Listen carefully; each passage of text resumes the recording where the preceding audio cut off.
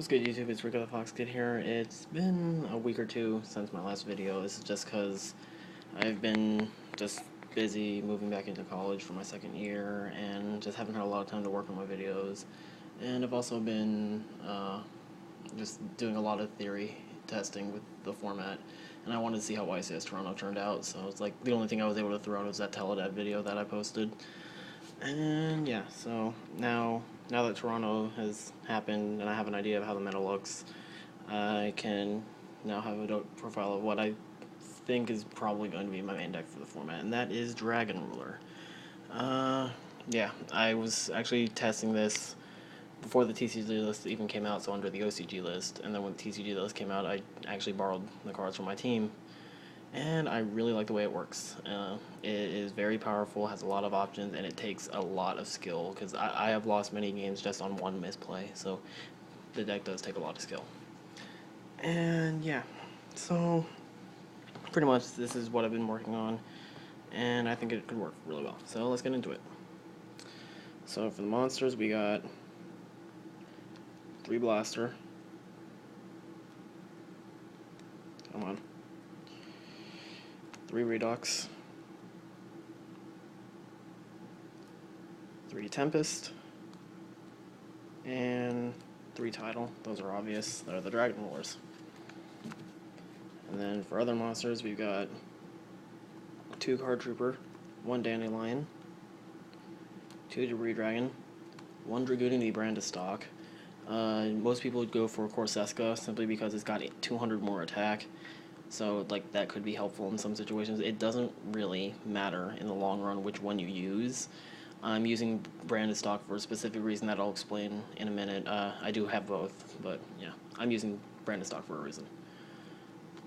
3 Max C.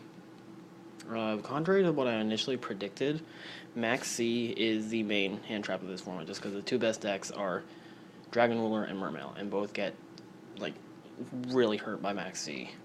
And then, like, there are other decks, like Fire Fist gets hurt by Max C and things like that. So I initially thought that Valor was going to be the main hand trap of the format, but after this YCS, I'm definitely going with Max C. And it's like, even in the matchups where Max C is not good, you can use it with Redox for, like, to summon Redox or revive something. And then, yeah. 3 Mecha Phantom Beast Tetherwolf. This is great just because it's a level 7 monster that you can normal summon, because once you summon it, you can summon a token which puts it at level 7. So then you just summon any dragon and you got a Dragosack, or any other rank 7. And then it is also a win, so you can use it with Tempest to search for a dragon. You can banish it to summon Tempest, and it's like, if you have a level 1 tuner on the board and you summon Tetherwolf, that is a Star Eater, because you've got the level 7 Tetherwolf, you've got the level 3 token, and you've got the level 1 tuner. So, yeah. I really like it, and it's like, in the worst case scenario, it's a 2500 beater, because you can tribute a token and have it gain 800 attack. 1 Spore, just because I've got plans. I don't run Lone Fire Blossom, just because I don't think it's necessary. Like, the plant engine is there, but it's not, like, absolutely necessary. And Spore, more than anything, is a level 1 tuner that's wind, and it works with Dandelion if you happen to have it. It's just Lone Fire, more often than not, I use it as blaster bait, and I just felt like I didn't need it. And 2 Swift Scarecrow. I'm maining these instead of Valor, just because I'm more afraid of, like, an OTK deck like Mermail, or like a push of dragons finishing me off. So I'd rather use Scarecrow, and Scarecrow is an Earth, so it works with Redox also. And then Flam Valguard. Aside from Flam Valguard, all of the extra monsters are Earth or Wind, and that's because I think Redox and Tempest have the best effects. Like, Blaster's popping is nice, but I can do that with Dragosack, and Tidal's mill is... it's okay. You don't need it. Overall, I think that is 28, 29 monsters. It might be... I think it's 28. So yeah. And then for spells, we got 3 DDR. This is... pretty much 3 copies of Monster Reborn. It is great just because the discard doesn't matter, because you're probably going to discard a Dragon Ruler. So, yeah. 2 Dragon Ravines, you're Foolish Burial on steroids. You just discard a Dragon Ruler or just anything in your hand. Like, if you have something dead in your hand, you just discard it for a Ravine and you put a Dragon Ruler in the graveyard. And then if you, it's like, you can also put Brandy Stock in your hand if you need it. So it's great. I wouldn't use 3 though. I feel like that'd be too much. Foolish Burial and 3 Sacred Sword of 7 stars. I do not use well, Sacred Sword of 7 stars is like the pot of degree of the deck, obviously. I do not use Dark Hole, and I do not main deck Dark Hole in MST. The reason for this is that I was discussing this with my friend and I guess now teammate Tuesday, because we kind of started a team, and we were discussing it, and he personally thinks, and I think he's got some sound reasoning for it, that Dark Hole and MST are not good main deck cards right now. That is because Dark Hole, if you use it against dragons, they're just going to bring everything back, or their Dragocyte's going to live anyway. It's like every time I get Dark Hold, I don't care, because I'm just going to bring everything back. I mean, it hurts Mermail, admittedly, but they've also got Tidal to work with. Fire Fist isn't really a threat. Evil Swarm can just protect Ophion with Pandemic, and then Prophecy doesn't really care if they lose all their cards. I mean, even if they did, they've got Wisdom, so it's like... And those are the decks that are really like showing up right now. Like, there were actually quite a few decks at YCS Toronto that weren't maining Dark Hole, and it's like I can see why. And then MST, it's like I'd rather have something else in that spot. It's like MST is great to deal with Mermail, but it's like the other decks would be like anything that runs tanky like Boojin, Constellar, or Fire Fist. I'm not afraid of. So it's like I don't really need MST either. And it's like I decided for Mermail to deal with Sphere, but that's about it. So that's why I don't main MST or Dark Hole. And I've got 3 traps. One of them is Return from a Different Dimension. This is your like win button. It's like if you use this at the right time, you are gonna win that duel. And 2 Vanity's Emptiness. I am personally feeling that right now this is a really good card, just because it's great in the mirror match and it's great against Mermail. You set up, you set Emptiness, you end your turn. If they try to special summon, you flip Emptiness, and then you can just it's probably not going to last very long anyway, because as soon as you lose a card, it just goes away. So it's like, and it does shut down Ravine, but at the same time, it's like if you really need to get rid of the Emptiness and go off again, you just willingly activate Ravine, and then it destroys Emptiness. So I'm testing this right now. We'll see where it goes. One thing I forgot to mention, I also don't run Gold Sarcophagus. This is because when I was testing, if you opened with Gold Sarcophagus, it was pretty good. If you got Gold Sarcophagus in the late game, it was the worst fucking thing on the planet, because it's like at that point there's really not a lot you want to grab. Like you can grab a Dragon Ruler, but you've probably set up everything anyway, and it's just like, and it's not even like Future Fusion or Trap Dust Shoot when they were really good. It's like they were really bad later in the game, but they were so good in the early game because like they could guarantee your victory that it was worth running anyway. Gold Sarcophagus doesn't guarantee your victory. So it's like, I honestly don't think Gold Sark is needed. That's just me. Okay, and then the thing that you may notice, compared to what I normally do with my decks, I downgraded everything to the lowest possible rarity.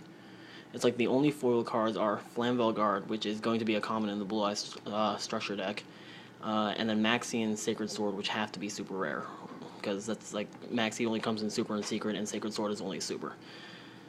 The reason I did this is, A, I think it would be pretty funny to beat someone with a deck that has very few foil cards. But the other reason is because just there is that off chance that you could run into a stacker who can stack your cards, and foil cards are easier to stack just because they're heavier.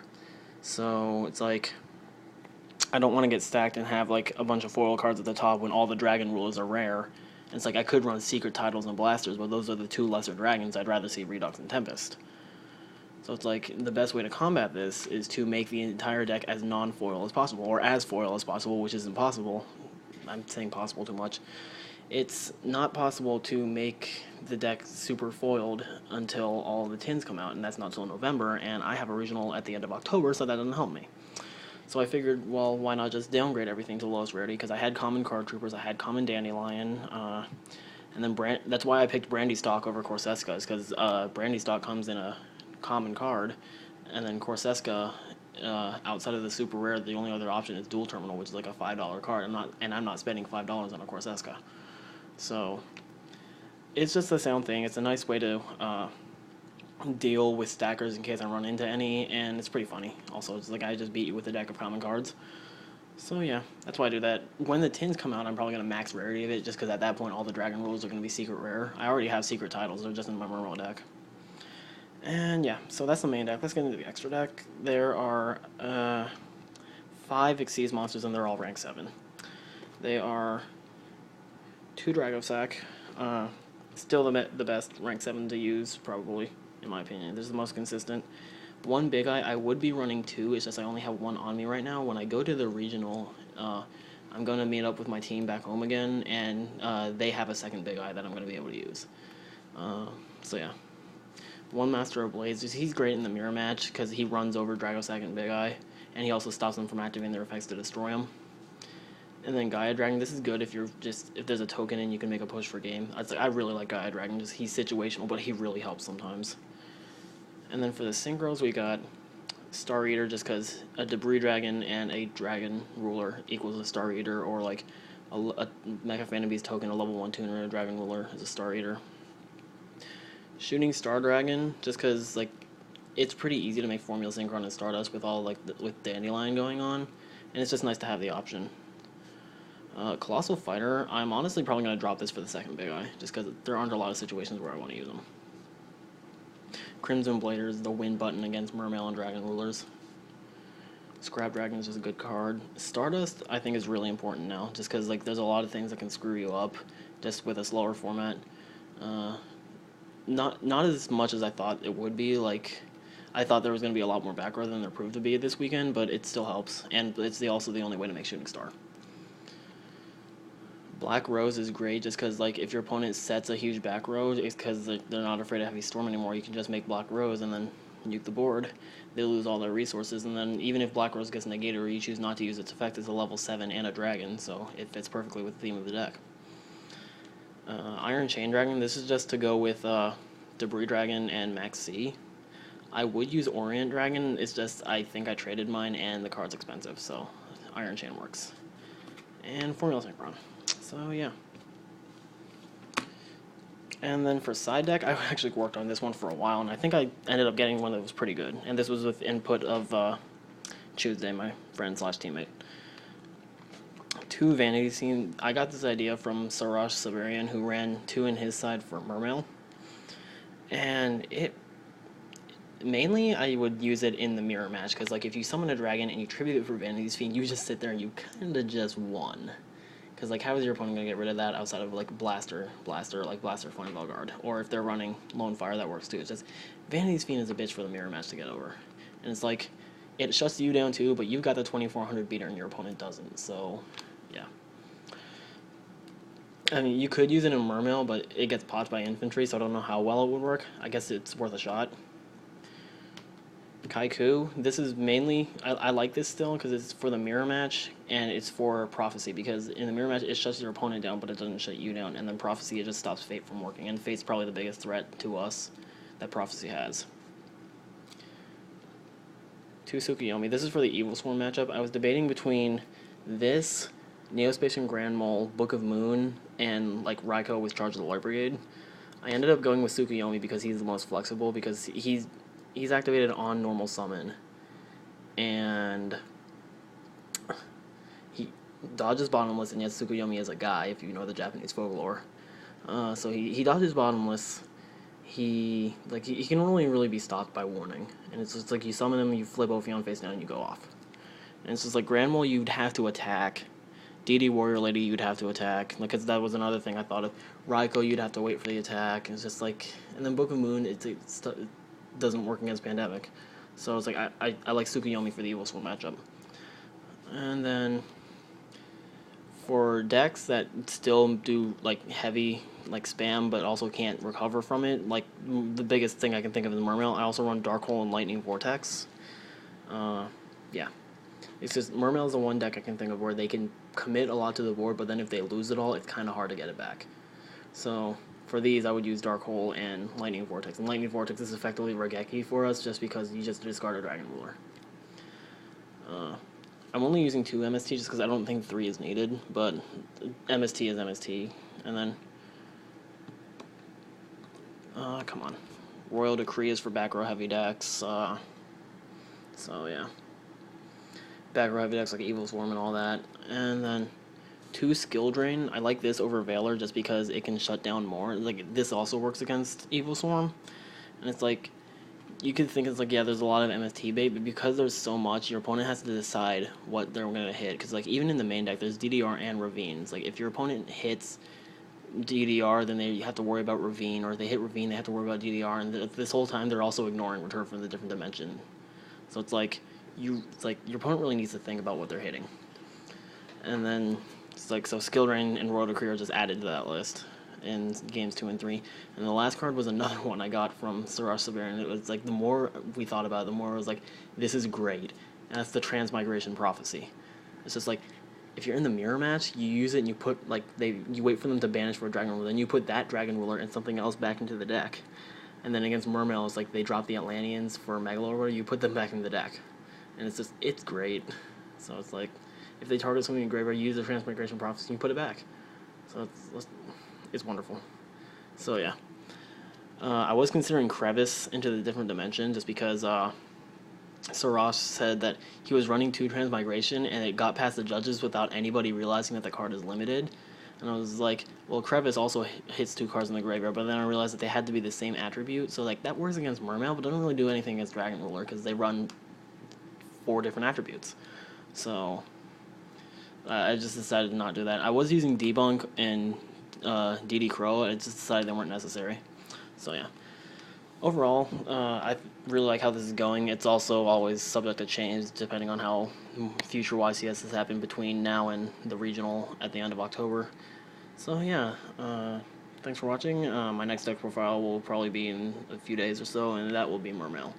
Just because I need to update that, because the build I posted last few weeks ago is awful. Just because there's too much back row in it. So yeah, see you next time, YouTube. Deuces.